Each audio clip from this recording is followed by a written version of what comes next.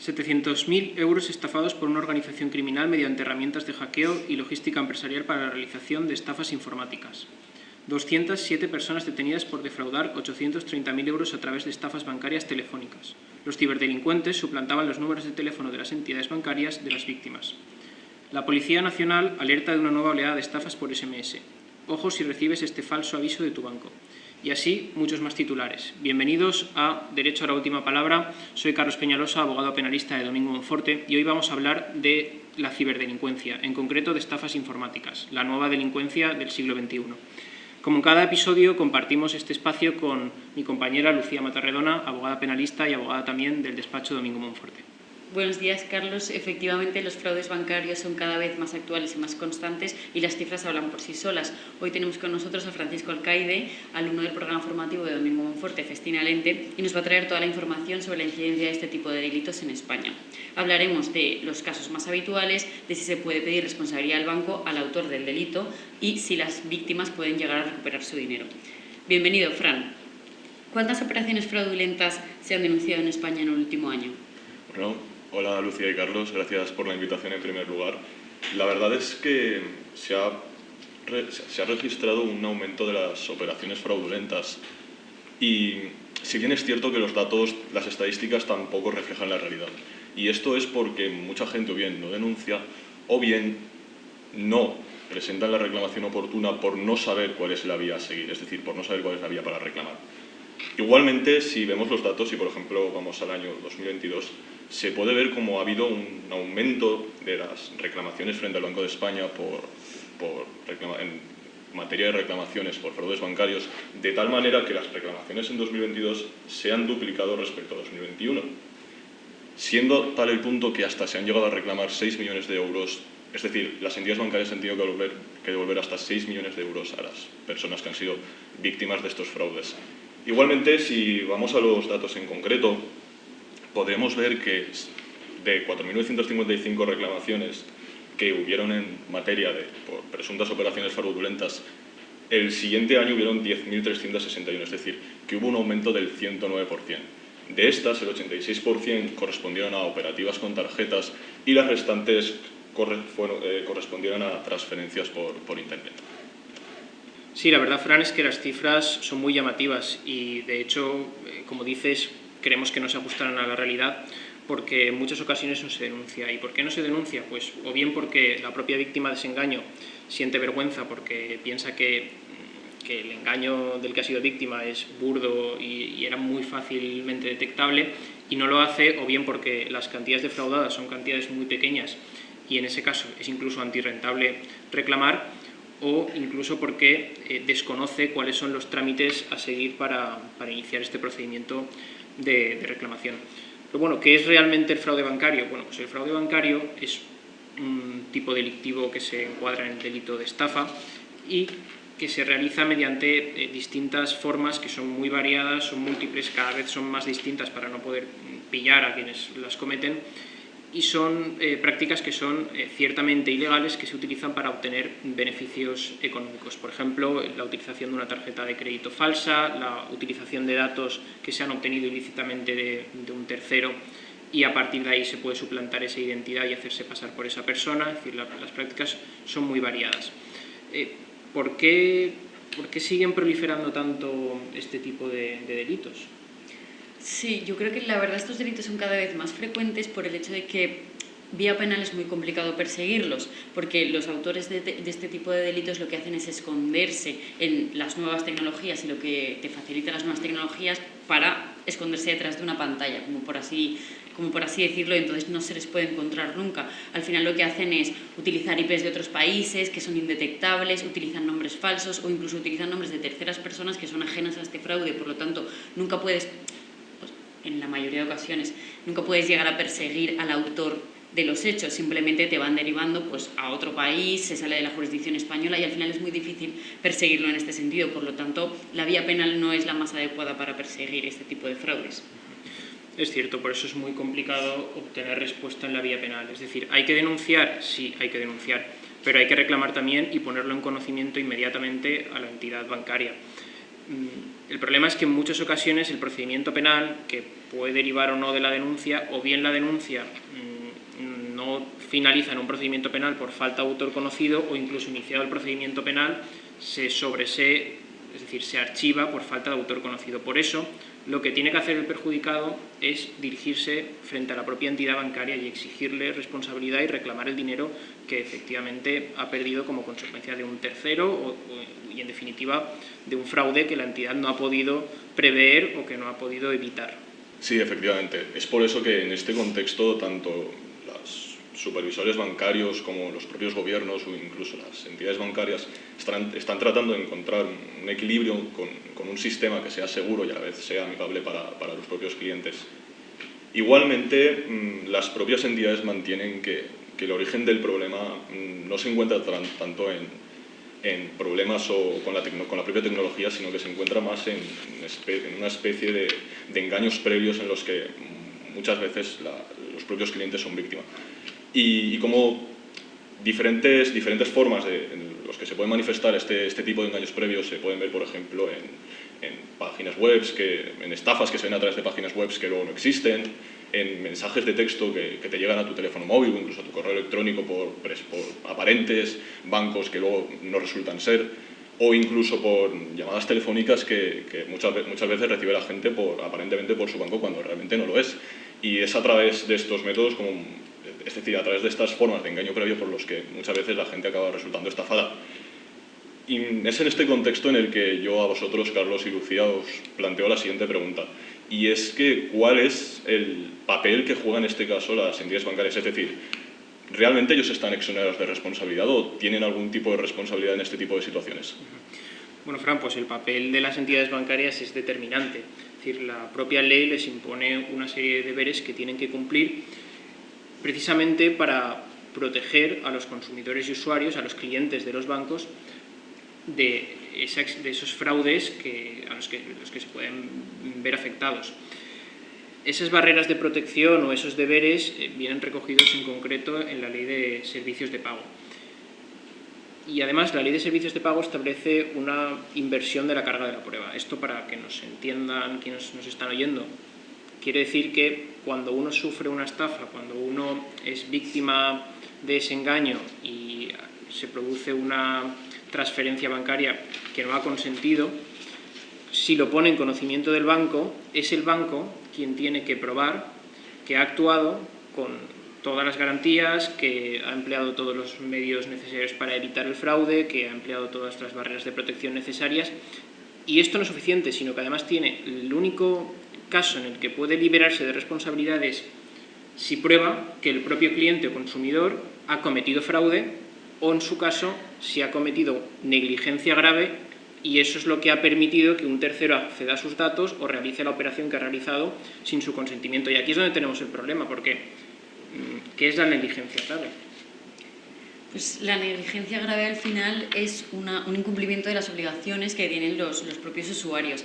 En este caso, la Ley de Servicios de Pago, como bien ha comentado Carlos, le impone a los usuarios una serie de obligaciones que son bastante básicas. Al final es proteger sus propios datos identificativos, sus propias contraseñas de acceso y proteger también lo que es físicamente los instrumentos de pago, que vienen a ser las tarjetas de crédito. Por ejemplo, si tú pierdes la tarjeta de crédito y no se lo comunicas inmediatamente a tu banco y un tercero coge esa tarjeta y empieza a hacer transferencias o empieza a sacar dinero, pues al final el banco podría alegar una negligencia grave por parte del usuario.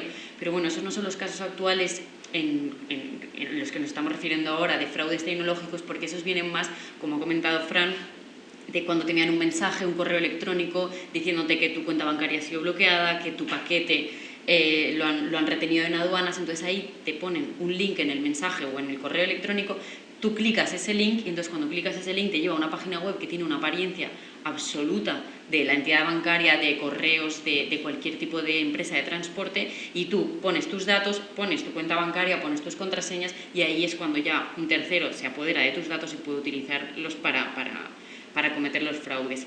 Ahí es cuando hay que atender a la negligencia grave del usuario.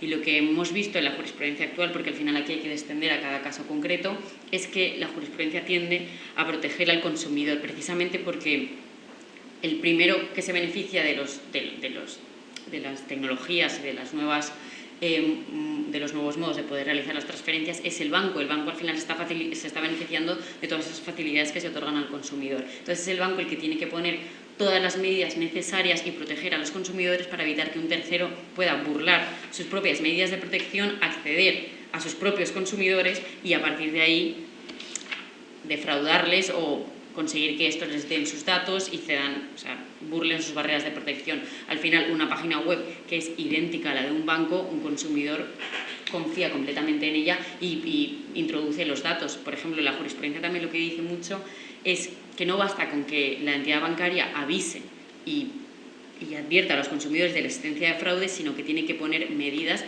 suficientes para poder evitarlos. Es que es como decía yo al principio, es la nueva delincuencia.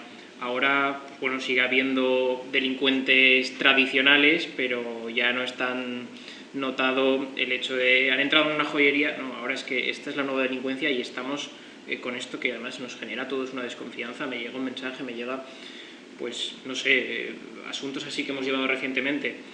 Pues hace poco llevamos uno que es bastante más, es que llevamos uno que era una cliente que un tercero, no sabemos quién es y dudo que lo sepamos por mucho que se haya iniciado el procedimiento penal, utilizó sus datos, su DNI en concreto, para abrir una cuenta bancaria. Abre la cuenta bancaria y con esa cuenta bancaria contrata con terceros alquileres turísticos, diciendo que bueno, que tenía viviendas y que las ponía en alquiler, en un alquiler turístico. Claro, cuando los que quieren contratar ese alquiler pagan, este señor ingresa el dinero en esa cuenta bancaria que no está a nombre de ese señor y desaparece. ¿Es un delito de estafa? Sí. ¿Pero a quién coloca como autora de ese delito de estafa o autor? Pues bueno, en este caso a nuestro cliente, que no tenía nada que ver con esto, y lo llaman en distintos procedimientos penales y te tienes que defender de un hecho que no has cometido y tienes que probar que tú no abriste esa cuenta bancaria, con lo que supone además el coste de, primero, verse inmerso en un procedimiento penal, contratar a un abogado que te defienda el abogado. Luego, otros asuntos, pues bueno, también llevamos ahora uno que esto también pasa mucho. Operación entre dos empresas, se contrata una compra de determinado material. Cuando por correo una empresa le pasa a otra el número de cuenta bancaria donde tiene que hacer el ingreso, entra un tercero, interviene en esas comunicaciones y aporta un número de cuenta bancaria que es totalmente distinto. Entonces se hace la transferencia a esa cuenta. Claro, una de las empresas dice, oye, pero a mí este proveedor no me ha pagado. Claro, no es que no te haya pagado, es que el dinero ha ido a parar a otra cuenta bancaria. ¿Qué pasa aquí? Porque aquí la responsabilidad es distinta. Aquí ya no es, tú ya no te diriges contra tu banco, sino que te diriges contra el banco al que has hecho la transferencia.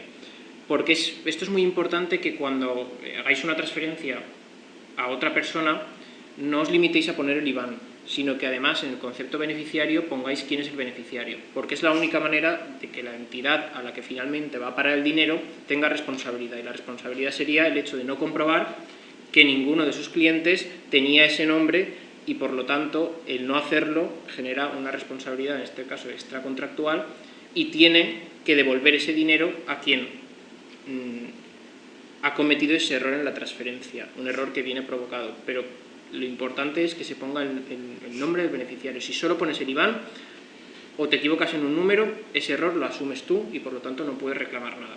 Y luego, bueno, Lucía, tú también llevas uno muy interesante, ¿no? Ahora mismo. Sí, nosotros hemos llevado bastantes de phishing, que es lo que ahora se conoce como fraude tecnológico, que al final es lo que estábamos comentando antes, que te envíen un link y que tú cliques el link y al final pongas tus datos ahí. Pues se dan mucho los casos de clientes que vienen y nos dicen, es que de repente he visto cargos en mi cuenta bancaria y yo no los he hecho. Entonces al final tienes que ir tirando un poco del hilo y al final siempre suele haber pasado que les han enviado un SMS antes, entonces han clicado en el link y de verdad es que parece totalmente real. Entonces al final pones tus datos y consigues que un tercero pues no vacíe tu cuenta bancaria, pero puede estar haciendo transferencias libremente. Y al final en estos casos lo que tienes que hacer es, bueno, aparte de denunciar a la policía, porque eso siempre es lo que se utiliza, la denuncia, como para luego ir a la entidad bancaria y decir, oiga, yo he denunciado esto no lo he hecho yo, y reclamarle a la entidad bancaria, porque al final ellos son los que tienen el deber de poner esas medidas de seguridad que estábamos hablando antes, y ellos al final gracias al rastro que deja cualquier transacción tecnológica, cualquier transacción por internet, ellos son los que pueden decir, vale, esto lo ha hecho esta persona, o no concretamente la persona, pero esto se ha hecho desde esta IP, se ha hecho a esta hora. Ellos son los que pueden probar. Al final el cliente no puede probar todo eso. Únicamente pone la reclamación, sabe que eso no lo ha autorizado él, y es la entidad bancaria la que tiene que decir, primero, que ha cumplido con todas las medidas, y segundo, aportar todos los datos necesarios para que el cliente sepa a la hora a la que se ha realizado la transferencia, desde qué IP intentar por esa vía encontrar al autor, que en estos casos es muy complicado, pero por lo menos la entidad bancaria pues responde sobre los daños y perjuicios que le ha causado al cliente un fraude de un tercero.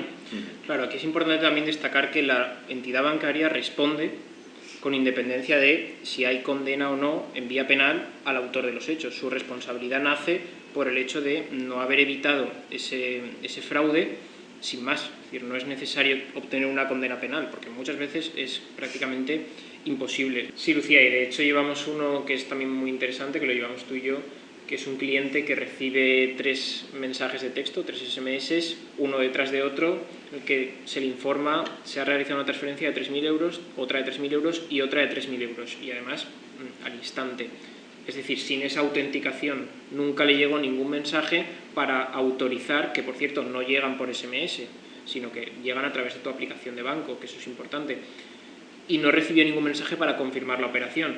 Bueno, presentó denuncia, la policía realizó una discreta investigación y lo que pudo comprobar es que esa operación había sido realizada en Bélgica, pero con una IP que creo que estaba en Texas, que el autor pues ponía un nombre que ni siquiera o no existe, o ese autor es totalmente falso, y el procedimiento penal se inició, se sobreseyó por falta de autor conocido, recurrimos por mantenerlo abierto, pero donde tenemos centrados todos los esfuerzos es en ir a por la entidad bancaria.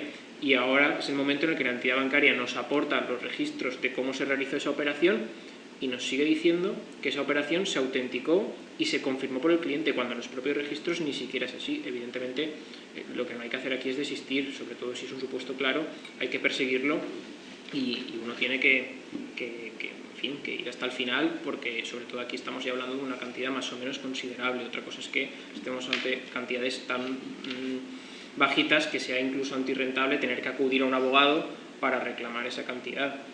Entonces, pues bueno, la verdad es que es muy fácil caer en este tipo de engaños. Antes Lucía me comentaba pues algo que le pasó ayer, y es que sobre todo es la apariencia, y que ellos mismos, es curioso porque saben que tú has realizado una operación o que tú has realizado determinado pedido y te llega un mensaje de esa misma empresa. Claro, ahí es mucho más fácil caer, porque si no dices, yo no tengo nada que ver con esta empresa porque yo no he pedido nunca nada aquí, pero si además es que lo has hecho, es que es muy sencillo caer, ¿no? Cuéntanos qué te pasó ayer.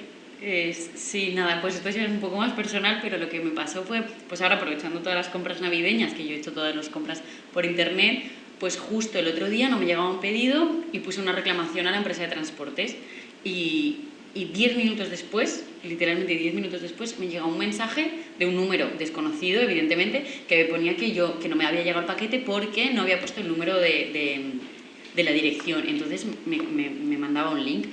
Y yo, pues eso, que nos vienen clientes con estos problemas, pues abrí el link y entonces me redirigió a la página de correos, y como yo sabía que la empresa de transporte mía no era correos, de repente ahí me pedía todos mis datos, mi cuenta bancaria, porque tenía que pagar un suplemento por haberme equivocado, y dije, esto no puede ser, y justo pues lo cerré todo, comprobé mi cuenta bancaria 50 veces, y de hecho eso me pasó el lunes, y de hecho ayer me volvió a llegar otro mensaje idéntico diciéndome que no me había llegado el paquete porque no había puesto el número, y yo digo, es que no puede ser, porque de verdad es que la página de correos era idéntica a la página de correos normal, y además es que fue 10 minutos después de yo poner una reclamación. O sea, es que no sé cómo, pero sabían que yo había puesto esa reclamación y por eso me enviaron ese link, porque si no, vamos, yo no lo hubiese imaginado. Si me dicen que se ha bloqueado mi cuenta bancaria, yo no caigo, pero pues fue tan inmediato que me pareció muy real, la verdad. Sí, cada vez veo que existen formas más originales y más difíciles de identificar, de situaciones que son falsas y que al final lo que están tratando de hacerte es estafarte. Y En este tipo de situaciones, entonces, el banco, ¿cómo reacciona? Es decir, tú le reclamas y el banco, ¿cómo reacciona frente a este tipo de reclamaciones? Pues el problema es que en estos casos lo que suele hacer el banco es abusar un poco de su posición de dominio y desplazar la culpa y responsabilizar al propio usuario. Lo más fácil es cuando tú le reclamas al banco, dice no, ha sido una negligencia grave por tu parte, entonces no respondemos respecto de esto. Y además al final lo único que puede hacer el usuario o el cliente en este caso es acudir a una reclamación judicial. Tienes que acudir a un abogado con un gasto. Esto supone, si el fraude al final es una cantidad muy pequeña de dinero, pues es antirrentable para los clientes acudir a un abogado, pagar a un abogado, meterse en un procedimiento judicial sin saber tampoco cómo va a salir, porque al final nadie les puede garantizar que les vayan a devolver el dinero. Pero bueno, nosotros apostamos y alentamos a los clientes a que persigan este tipo de fraudes, porque al final el banco tiene una responsabilidad. Bueno, lo que hacen aquí los bancos es la estrategia de agotar, negar y agotar. Pero nosotros os animamos a que no os quedéis ahí, porque al final lo que está consiguiendo el banco es precisamente lo que quiere y lo que pretende. Y es que no reclaméis y que no tenga ningún tipo de responsabilidad. La mayor parte de las veces, en estos casos, hay una posibilidad muy alta de recuperar el dinero perdido. El único momento en el que se deja de tener esa oportunidad es cuando no se hace nada. Entonces, bueno, yo creo que con lo que hemos visto hoy más o menos tenemos ya una visión amplia de cuáles son todos estos tipos de fraude. El mensaje es alerta y tened cuidado porque no sabéis en qué momento van a intentar que piquéis, y yo creo que con esto más o menos hemos abordado de forma más o menos integral todo este concepto y este tipo de delitos. Bueno, Fran, tú que hoy eres nuestro invitado, aunque de la casa, si quieres hacer uso de tu derecho a la última palabra. Bueno, Carlos, sí, voy a cogerme a mi derecho a la última palabra. Y de todo el debate de hoy yo concluiría que si uno de nuestros oyentes ha sido víctima de un fraude bancario o en un futuro puede ser víctima de un fraude bancario, esperemos que no sea así. Yo lo que le recomendaría es que enseguida denunciase el hecho y reclamase ante el banco este hecho. Y si el banco negara en todo caso su responsabilidad, que se ponga en contacto con un abogado y valorasen la posibilidad de acudir a una vía judicial.